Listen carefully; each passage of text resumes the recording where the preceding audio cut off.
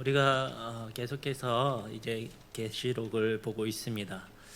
계시록에는 상징들이 참 많이 나오죠. 상징들을 통해서 메시지를 전달해 주고 있어요. 근데 이런 상징들을 볼 때 구약에 나타난 그런 말씀들을 인용하는 것이 참 많습니다. 그래서 이 유대인들이 구약에 능통해 있기 때문에 무언가를 상징적으로 말했다 싶을 때는 그 사람들도 척하고 알아듣는 거예요. 구약에 이미 다 이야기를 했었던 것을 상징으로 이야기를 했기 때문에 마치 이런 것과 똑같습니다. 우리가 강아지를 부를 때 요새는 뭐라고 부르냐면 댕댕이라고 부르더라고요. 댕댕이. 왜 그런지 아시나요, 우리 성도님들? 멍멍이를 왜 댕댕이라고 부르는지 아셔요? 모르시는구나. 모르시면은 이거 다음으로 못 넘어가는데 이거. 멍멍이를 한글로 쓰다 보면 멍멍이를 한글로 쓰면 꼭 댕댕이 같이 보이거든요. 잘 한번 생각해 보세요. 그렇게 보여지나요? 멍멍이를 쓰다 보면 댕댕이로 보여져요. 맞아요? 예. 그냥 넘어갈게요. 어쨌든 우리가 요새 아이들은 그렇게 이야기를 해요. 멍멍이를 댕댕이라고 이야기를 한다라는 거예요. 그래서 이런 이야기를 저희도 잘 못 알아듣잖아요. 그렇죠? 그런 상징적인 내용을 저희도 잘 못 알아들어요. 그런데 이런 이야기를 외국인들한테 이야기를 한다? 야, 저기 댕댕이 지나간다. 이거를 외국인들한테 이야기를 한다? 외국인들이 알아들을까요? 그 상징에 대해서 못 알아먹는다라는 거예요. 저희들도 지금 못 알아먹지만 어쨌든 마찬가지로 유대인들도 상징적인 이야기를 자신이 알고 있었던 구약에 있었던 내용들을 가지고 상징적으로 이야기를 하는데 그것을 그 과거에 유대인들이 있었던 그 구약 시대의 그 말씀들을 잘 모르는 우리들이 듣는다면 이해하기가 쉽지가 않다라는 것이죠. 그래서 구약을 잘 안다면, 구약을 잘 이해하고 있다면 우리가 이것들을 잘 알고 금방 해석하고 그런 이야기구나 라는 것을 우리가 알 수 있다라는 거예요. 왜 이 이야기를 하느냐? 앞으로 한 단어마다 상징적인 단어마다 여러 가지 의미를 부여하고 그것에 대해서 무슨 이야기인가를 말씀을 드린다는 거죠. 그래서 좀 지루할 수 있다는 거예요. 예. 어쨌든 이 상징들이 이야기하는 것들이 있다라는 것입니다. 그래서 이런 것들을 하나하나 살펴보고 이거 무슨 이야기인가를 살펴보기 원해요. 지루하지 않습니다. 재밌습니다.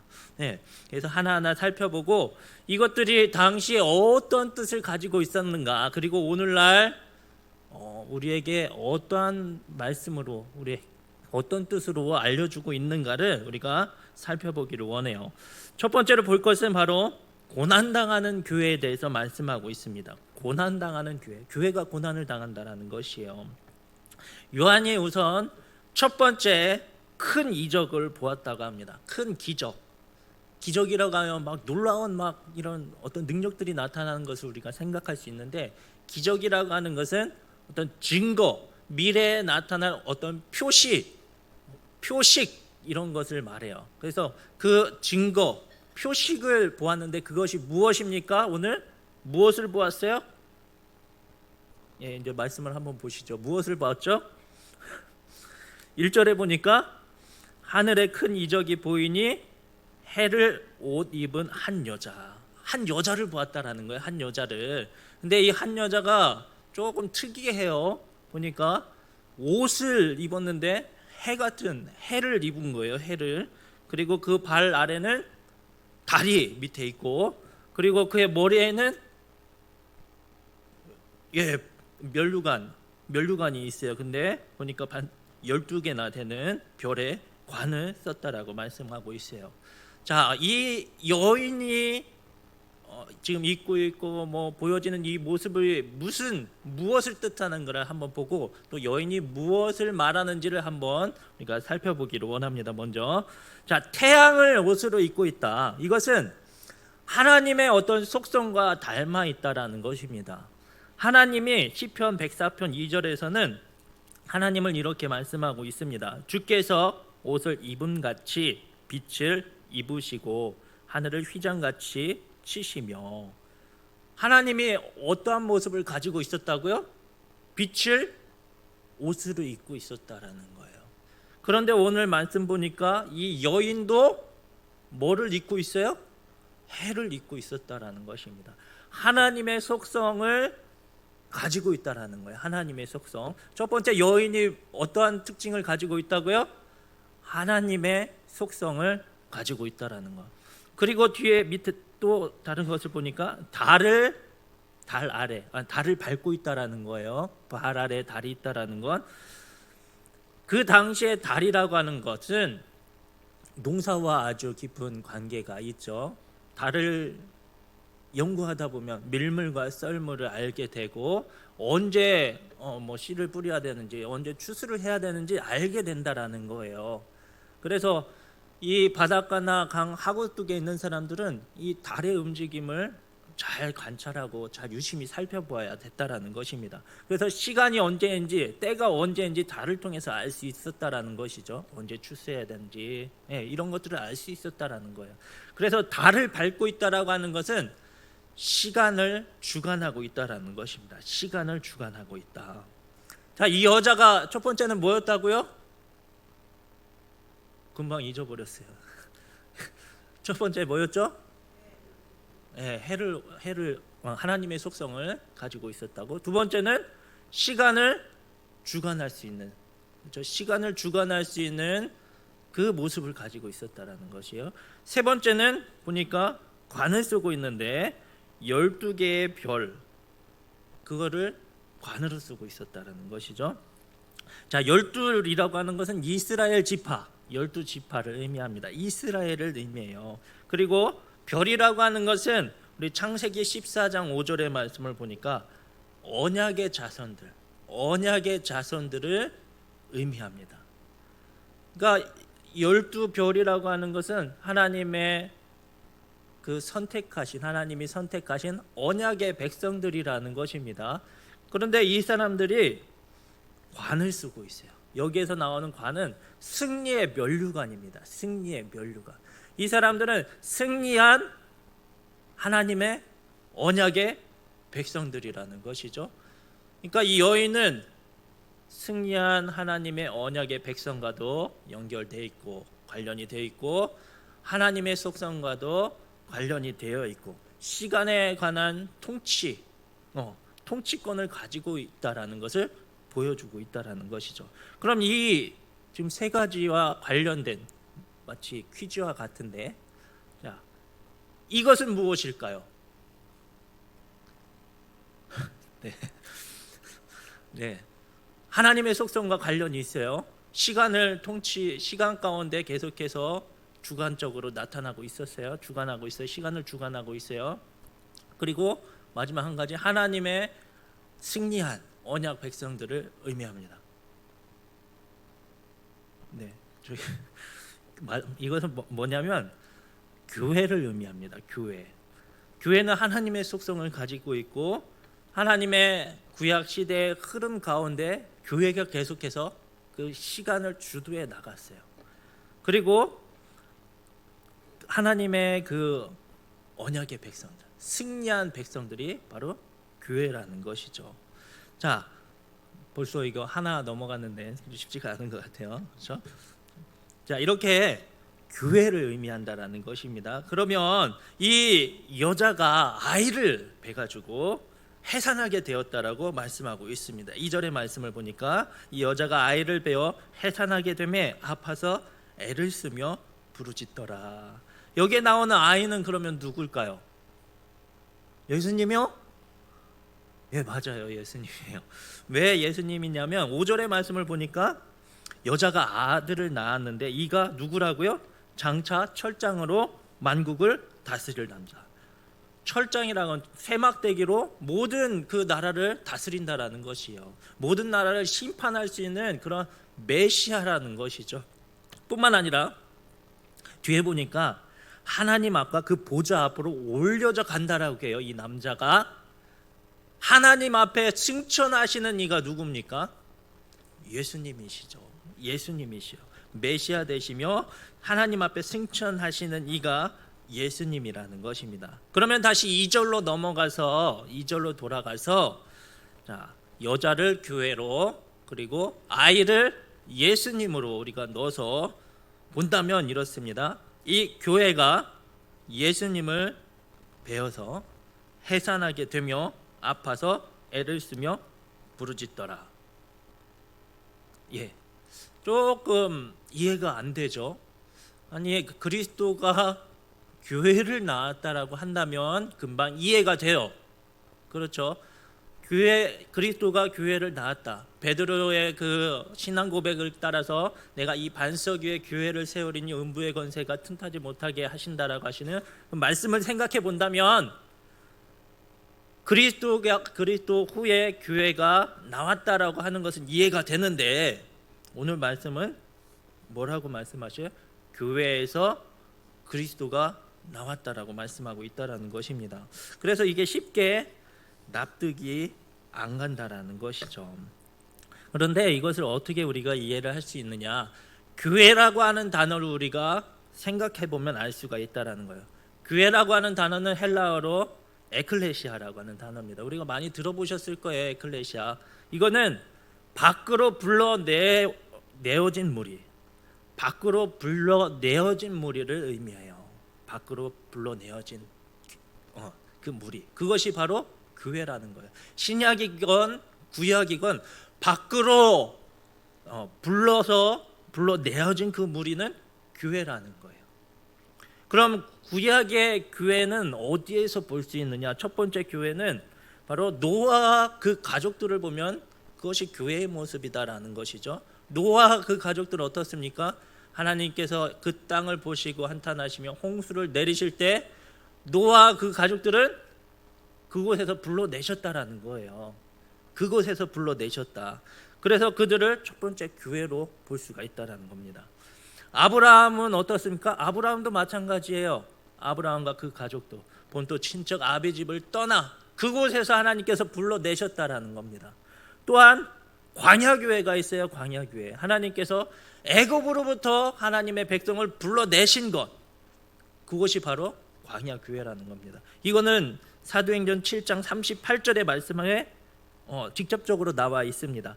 사도행전 7장 38절의 말씀을 보면 시내산에서 말하던 그 천사와 우리 조상들과 함께 광야교회에 있었고, 광야교회라고 이렇게 직접적으로 말씀에 나와 있다라는 것입니다. 하나님께서 애굽에서 이스라엘을 빼내오신, 밖으로 불러내어 오신 그 모습이 바로 광야 교회의 모습이라는 것입니다. 그렇기 때문에 교회라고 하는 것은 단순히 지금 이렇게 눈에 보이는 이 교회가 아니라 하나의 예루살렘, 하나님께서 밖으로 불러내어 놓으신 그 모임, 구약의 말씀으로 본다면 예루살렘, 이스라엘을 의미하는 거예요. 이스라엘. 그래서 교회가 예수님을 낳았다라는 것은 혈통적으로 유대인의 자손으로 예수님이 나왔다. 유대인의 자손으로 예수님이 오시게 되었다라는 것을 보여주고 있다라는 것입니다. 이렇게 또한 오늘 말씀 보면 교회가 어떠한 모습으로 있었다고요? 구약의 교회가 그 산통하는 그 여인의 모습과 같이 메시아를 기다리는 모습을 보여주고 있는 거예요. 여인이 지금 어떻게 하고 있다고요? 예수님, 메시아를 지금 고대하면서 부르짖으면서 그렇게 고대하면서 지금 있는 상황이 오늘 2절의 말씀이라는 것입니다. 그래서 단순히 이것은 구약에 있는 사람들뿐만 아니라 신약의 사람들도 마찬가지죠. 우리의 신약의 우리 모든 성도들도 오실 예수님 메시아를 고대하고 있잖아요. 그래서 여기에서 나오는 이 여인, 교회라고 하는 것은 구약이든 신약이든 모든 성도들을 또한 의미하기도 한다라는 것이에요. 어쨌든 우리가 이 교회 그리고 아이 예수님, 용은 우리가 너무 쉽죠. 사단을 의미합니다. 사단은. 그런데 오늘 말씀을 보니까 이렇게 교회가 메시아를 기다리고 있을 때 또다시 큰 이적을 보았다라는 거예요. 큰 이적을 3절의 말씀입니다. 큰 이적을 보게 된 거예요. 어떤 징조가 일어났느냐? 붉은 용을 봅니다. 근데 그 용이 어때요? 머리가 7이요 뿔이 10이라는 것입니다. 이것은 다니엘 7장의 말씀을 보면 이해할 수 있어요. 다니엘 7장의 말씀을 보면 네 짐승이 나오는데 이 짐승의 머리를 다 세어서 합치면, 그리고 이 짐승들의 뿔을 다 세어서 합치면 7머리 10뿔이 나온다라는 것입니다. 여기에 나오는 짐승들은 무엇을 의미하느냐? 성도들을 압제하는 악의 세력들을 의미한다라는 것입니다. 그러니까 모든 악의 세력을 다 합쳐놓은 그 세력, 그거를 의미하는 거예요. 그래서 유대인들이 7머리에 10뿔이라고 한다면 뭘 생각해요? 다 다니엘 7장을 생각하는 거예요. 그래서 그 악의 세력들, 모여있는 악의 세력들, 이 사단을 의미하지, 유대인들이 그렇게 딱 생각을 한다라는 것입니다. 그래서 이 7머리 10뿔을 그 사단이 어디에 앞에 있냐 보니까 그 해산하는 여인 앞에서 그 아이를 삼키려고 지금 그 앞에 있다라는 것입니다. 예수님을 삼키려고 하고 있다라는 거예요. 이 일은 우리가 실제적으로 어떠한 모습으로 우리가 딱 알아챌 수 있느냐? 어떤 모습으로 알 수 있습니까? 그 예수님이 메시아로 오실 때 사단이 헤롯을 충동한 거예요. 그래서 예수님을 죽이려고 2살 아래에 있는 모든 남자를 다 죽이는 그런 모습을 나타내지 않습니까? 이렇게 예수님이 이 땅에 오시는 것을 방해하고 대적하기 위해서 사단이 지금 그 앞에 있다라는 것입니다. 그러나 예수님은 이 땅에 오시고 그 사단에 망하는 것이 아니라 결국에는 하늘로 올라가시는, 승천하시는 모습을 보여주고 있다라는 것입니다. 이런 모습들이에요. 이런 모습. 이제부터는 앞에 부분이 조금 어려웠지 뒤에 부분은 우리가 이제 다 이해할 수 있는 부분들만 남아 있어요.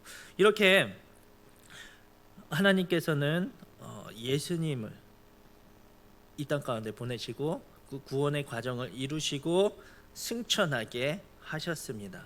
그러나 그 가운데 예수님이 승천하신 이후에 사단은 교회를 무너뜨리려고 계속해서 기회를 엿보고 있다라는 것입니다. 그래서 이 여인을 계속해서 공격하려고 해요. 이것처럼 우리가 여기에서 무엇을 알 수 있느냐?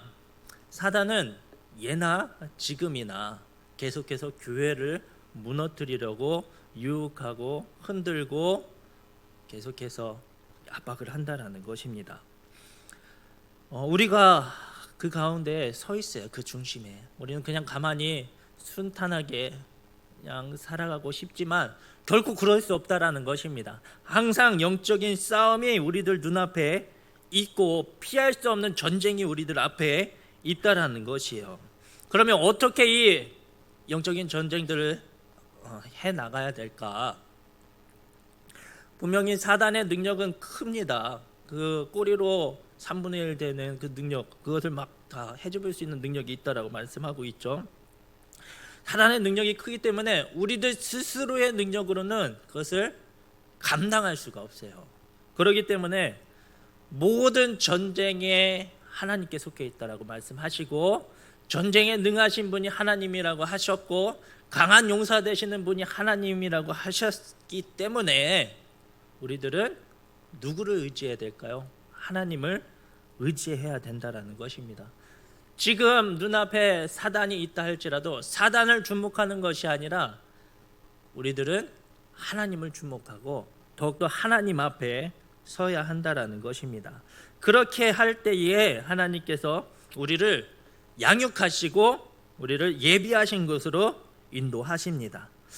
그곳이 어딘가 하냐면 6절의 말씀처럼 광야예요. 광야. 6절의 말씀 보니까 그 여자가 광야로 도망함에 거기서 1260일 동안 그를 양육하기 위하여 하나님께서 예비하신 곳에 있더라. 그래요. 사단과 전쟁을 합니다. 이 영적인 전쟁을 하는데 얼마나 힘들까요? 고통스러워요. 그런데 하나님을 의지하고 나아가는데 하나님께서 우리를 이끄시는 곳이 어디라고요? 광야라는 곳이에요.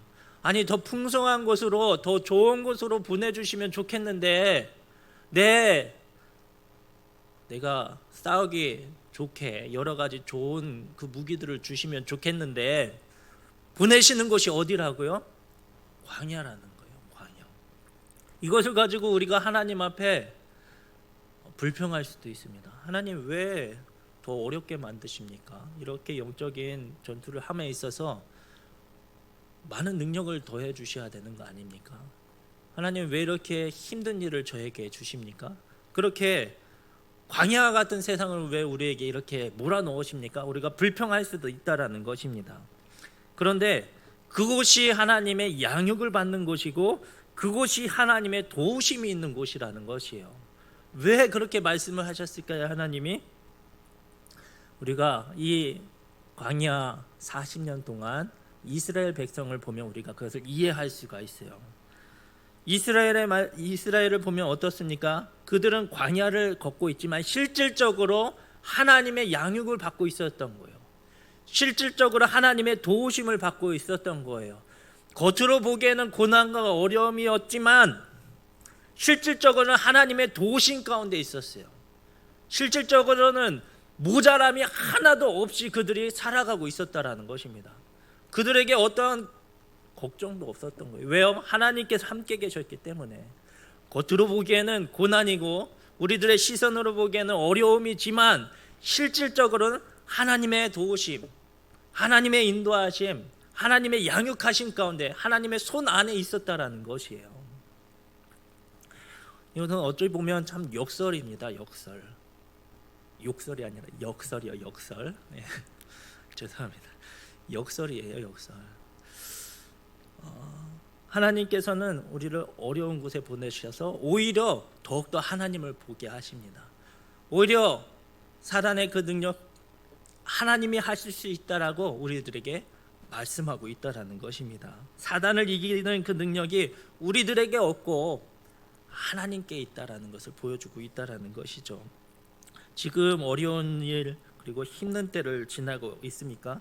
사단의 세력과 맞서서 싸우고 있는데 왜 하나님 더 힘들게 저를 어렵게 만드십니까? 라고 우리 하나님 앞에 그렇게 이야기하고 있습니까? 이것은 어찌 보면 하나님의 더 크신 계획이시고 우리를 향한 큰 도우심이시고 우리를 양육하기 위한 하나님의 계획인 줄 믿습니다. 끝까지 하나님 앞에 겸손하게 인내하며 하나님의 도우심을 바라보며 그 길을 걸어갈 수 있는 저와 우리 성도님들 모두가 되기를 원합니다. 두 번째로 볼 것은 바로 보호받는 교회라는 것입니다. 보호받는 교회. 이제 요한은 하늘의 상황을 전달해 주고 있어요. 그것이 12장 7절 이하의 말씀입니다. 사단은요, 예수님이 태어나서 승천하시는 것을 막지 못했습니다. 그리고 예수님이 승천 이후에 이 교회를 하나님께서 양육하고 계시기 때문에 그 교회도 건들 수가 없었던 거예요. 결국 할 수 있는 것은 하늘로 쳐들어가는 것밖에 없었다라는 것이죠. 그때에 하늘에서 전쟁이 일어나는데 미가엘이 나와서 사단과 전쟁을 합니다. 뜬금없이 미가엘이 나오는데요. 이것은 이제 다니엘 10장에 보면 그렇습니다. 사람들의 생각에는 각 나라마다 천사들이 수많은 천사들이 있다라고 생각을 했어요. 그래서 이 이스라엘은 미가엘이라고 하는 천사장이 이스라엘을 맡고 있다라고 사람들이 인식을 하고 있었다라는 것입니다. 그래서 미가엘이 지금 천사가 나타난 거예요. 이렇게 전투를 하는데 천상 전투 중에 결과가 어떻게 나타납니까? 마찬가지로 아까 앞에서 사단이 실패한 것처럼 이 천상과의 전투에서도 사단이 패배하게 되었습니다. 그래서 10절 이하의 말씀을 보면 큰 음성이 들리죠. 10절 이하의 말씀 우리 같이 한번 읽어보도록 하겠습니다. 10절부터 우리 조금 긴데 11절까지 말씀을 읽겠습니다. 10절 11절 말씀 같이 한번 읽겠습니다. 시작. 내가 또 들으니 하늘에 큰 음성이 있어 이르되 이제 우리 하나님의 구원과 능력과 나라와 또 그의 그리스도의 권세가 나타났으니 우리 형제들을 참수하던 자 곧 우리 하나님 앞에서 밤낮 참수하던 자가 쫓겨났고 또 우리 형제들이 어린 양의 피와 자기들이 증언하는 말씀으로써 그를 이겼으니 그들은 죽기까지 자기들의 생명을 아끼지 아니하였도다. 지금 전쟁 가운데 하늘에 있는 이 성도들이 많이 죽게 되었어요. 그런데 그 가운데 사단이 패배하고 이 천상에 하늘에 있는 그 성도들이 이기게 되었다라고 말씀하고 있다라는 것이에요. 오늘 11절의 마지막 부분을 보니까 저를 이기었으니 그들은 죽기까지 자기 생명을 아끼지 아니하였도다. 하늘에서 성도님들이 전투를 벌였다라는 영적 전투를. 그런데 그들이 죽었어요. 그들이 양의 피 그것을 끝까지 붙잡고 죽었다라는 것입니다. 그런데 자기 생명을 아끼지 않고 죽기까지 싸운 거예요. 근데 죽었는데도 승리했다라고 이야기를 하고 있죠. 생각을 해보면 그렇습니다. 자기가 죽으면 승리한 건가요? 아니면 패배한 건가요? 패배한 게 맞습니까?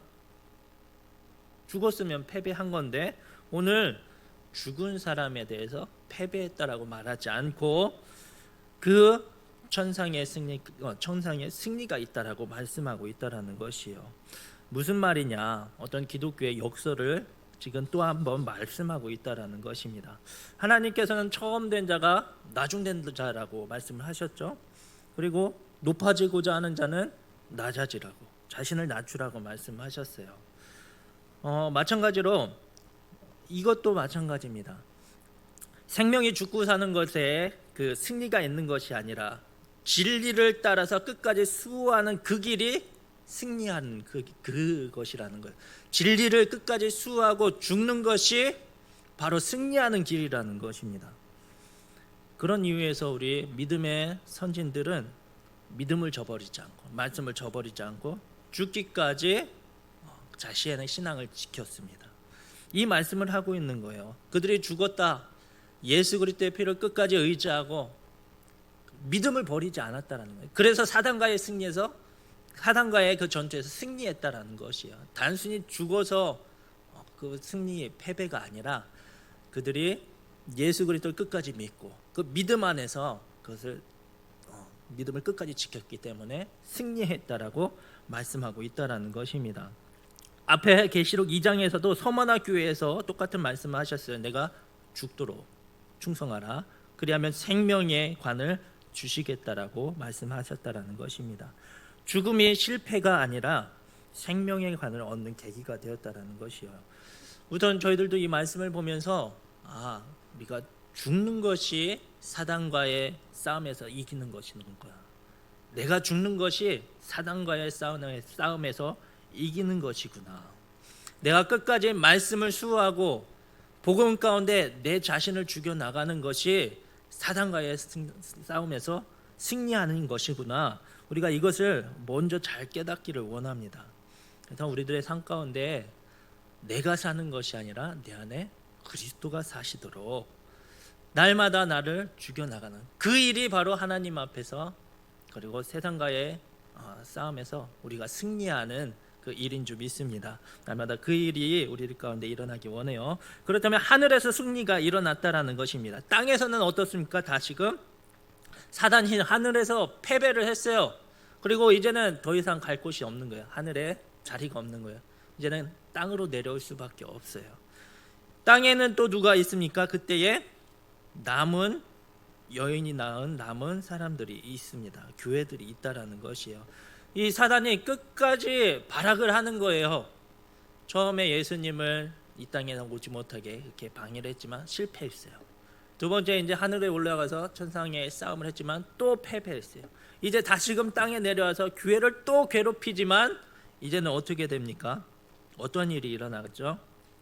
보니까 교회를 박해하고 모든 수단을 동원해서 전쟁을 벌이지만 이제는 하나님께서 그들을 교회를 구원해 주십니다.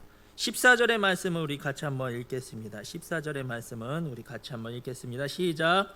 그 여자가 큰 독수리의 두 날개를 받아 광야 자기 곳으로 날아가 거기서 그 뱀의 낯을 피하여 한때와 두때와 반때를 양육받으매. 독수리의 날개를 받았다고 말씀하셔요. 이스라엘 이 사람들 유대인들이 독수리 날개 하면 뭐가 생각날까요? 출애굽할 때 하나님이 어떻게 그들을 건져냈는지를 그들이 생각한다라는 것이죠. 그래서 출애굽기 19장 4절에 보니까 하나님이 출애굽할 때 독수리 날개로 너희를 업어 인도하셨다라고 말씀하셔요. 그들을 독수리의 날개로 업어 인도하셨다. 그 이미지를 생각나게 하는 것이죠. 그래서 출애굽 때에 그 유대인들을 하나님께서 지키시고 보호하신 것처럼 사단이 마지막으로 발악하고 마지막으로 흔들고 넘어뜨리를 할 때 그때에도 여전히 하나님이 어떻게 하신다고요? 이스라엘을 보호하신 것 같이 그들을 보호하시고 여전히 양육하시고 그들을 지켜내신다라는 것입니다. 시대마다 기독교를 하나님의 말씀을 무너뜨리려고 하는 세력들이 많아요. 지금 애굽 때에도 그렇고요, 로마 시대 때도 그렇고 오늘날에는 더 그렇죠. 그러나 오늘 말씀은 뭐라고 말씀하십니까? 아무리 사단이 그렇게 발악을 한다 하더라도 교회는 무너지지 않는다라는 것입니다. 하나님이 세우신 이 교회는 하나님이 지키시기 때문에 하나님께서 이끄시기 때문에 결코 패배하지 않는다라는 것이에요. 사단이 악착같이 교회를 괴롭히고 믿는 사람들을 괴롭힌다 할지라도 하나님은 우리를 독수리의 날개로 붙여주셔서 양육시켜 주시며 더 높은 곳으로 성장시켜 주시고 또한 우리를 지켜내어 주신다라는 것입니다. 우리가 사단에 대해서 자만하거나 허술하게 생각해서도 안 됩니다. 그들은 여전히 능력이 있어요. 그래서 그것에 대해서 하나님이 이미 우리들에게 다 승리를 주셨으니까 별거 아니야 그런 생각을 가져서는 안 됩니다. 쓰러질 수밖에 없어요. 자만해서도 안 되지만 그렇다고 우리가 사단에 대해서 너무 그 사단의 그 세력이 크다라고 봐서도 안 된다라는 거예요. 왜냐하면 이미 하나님은 승리하셨어요. 이미 하나님은 이기셨다라는 거예요. 그 승리가 또한 우리들의 것이기 때문에 우리가 너무 그 사단에 대해서 자만해서도 안 되고 사단에 대해서 너무 두려워하거나 떨어서도 안 된다라는 겁니다. 이미 하나님의 발 앞에 머리가 박살났고 깨어졌다라는 것이죠. 우리가 무엇을 해야 되겠습니까? 그렇기 때문에 영적으로 더욱더 무장하고 우리의 대장 대신 예수님을 의지하기만 한다면 어떠한 능력도 우리는 이길 수 있다라는 거예요. 예수님을 더욱더 붙잡기만 한다면 어떠한 어려움에도 어떠한 환난에도 더욱더 양육되어져서 성장되어지고 우리 교회가 더욱더 하나님 앞에 굳건한 그 교회로 서게 될 수 있다라는 것입니다. 야고보서 4장 7절의 말씀에서는 마귀를 대적하라 그리하면 너희를 피하리라 라고 말씀하십니다. 더욱더 영적으로 무장되고 하나님이 우리를 승리케 하셨지 내가 더욱더 붙잡아야 될 분은 하나님이구나. 어려울 때 더욱더 하나님 앞에 나아가고 어려울 때 우리 교회가 어려울 때 우리 가정이 어려울 때 내가 지금 어려울 때 내가 속한 이 공동체가 어려울 때 더욱더 하나님 앞에 나아감으로 하나님의 양육을 받을 수 있는 저와 우리 성도님들 모두가 되길 원합니다. 또한 승리케 하시는 하나님이 계시다. 이것을 확신함으로 우리 두려워서 떨거나 그냥 낙심하거나 그냥 그만하거나 포기하거나 그런 것이 아니라 더욱더 힘있게 소망을 가지고 주님 앞에 나아갈 수 있는 저 우리 성도님 모두가 되기를 바랍니다.